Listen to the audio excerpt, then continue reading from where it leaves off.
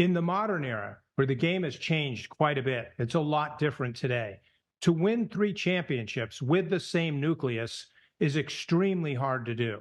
So the Kansas City Chiefs are not a dynasty yet. If they win the Super Bowl, they will have won 3 with the same nucleus. Patrick Mahomes as a quarterback, Andy Reid as a coach, and the Hunts as the owner. That's a dynasty. If they win a third one, they've got 3. They're in the club. There's a very small number of football franchises that have done that. The Green Bay Packers did it, in the 60s. The Steelers did it in the 70s, and the 49ers did it with Joe Montana and Bill Walsh and DeBartolo in the 80s. The Patriots are different because they didn't win 3, they won 6. And they didn't do it in a decade, they did it over the course of 2 decades. Mm-hmm. So the Patriots are, you could call them a double dynasty if you want, or just, it's the greatest dynasty, which is how I refer to it, because no one's come close to doing what they did. There are other teams, Rachel, like the Steelers have won 6 Super Bowls, which is as many as the Patriots have won. But the Steelers won 4 in the 70s with 1 nucleus. And then many years later, with a totally different team and in a different era, they won a couple more. Right. Okay. So now I want to hear what it took to make this book. How hard was it to get the kind of access that you were given to make it as thorough as it was? It's one of the harder things that I've done in my career is navigating all of that. Mm-hmm. I started with, I'm kind of an old-fashioned person in a lot of ways in terms of how I do certain things.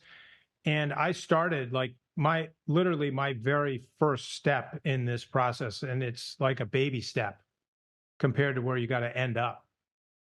This is like looking up at Mount Everest when you're on the bottom and you move an inch. I mean, that's how far you got to go.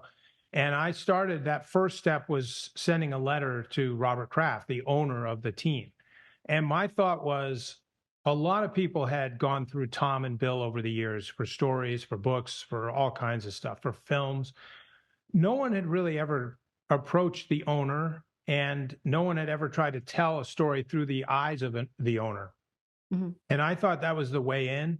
And so I wrote to him. And initially, I didn't hear from him, which was not surprising. What was very surprising to me was eventually, like 5 or 6 months later, one day I went to my mailbox and there was a letter from him personally.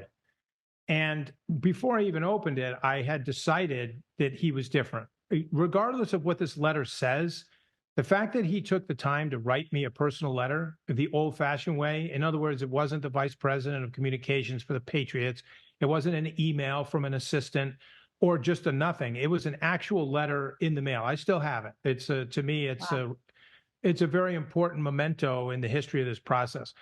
That led to a series of correspondence, which ultimately resulted in me getting an invitation to come up to the Gillette Stadium and meet with the owner in person. And I did that numerous times over the summer in 2018. These were get acquainted meetings. This is not me working on a book. This is us figuring out whether I can work on a book and whether this will work. And he asked me a lot of questions. I asked him a lot of questions. But interestingly, I think maybe for your audience, is the kinds of things he asked me might surprise people. Like he was asking me things like, are you married? How long have you been married? Do you have children? Yes. How many do you have? He was really, I look back on it now and I see he was really trying to understand not who I was as a writer. He could look that up. But what are you like as a person? And right.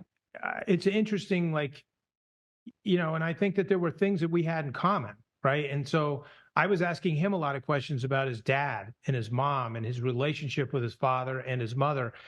And so there was some, what would I call it? A rapport that was formed early. It was conversational. And at some point, there was some comfort level established. And there were a lot more steps that came after that. But, I had to build relationships with a lot of people. But I started with the owner because, to me, he was the most important person for me to get access to and learn from and talk to. And then from him, was he able to open the doors to everyone else, or did it kind of end there with him and you had to go around the other way? Well, I still had to do my job, right? Like Mhm. you can't, you still have to be able to connect with other people, a lot of other people, and Right. everybody's different, right? Tom is different than Robert. Bill is different than Robert. And those outreaches went differently and had different results. I don't mean like bad and good. I mean the degree of participation and or the degree of openness was different. Depending on who I was dealing with. And but I saw them as the principals, and then there was a whole cast of characters on the second ring that I thought was really important.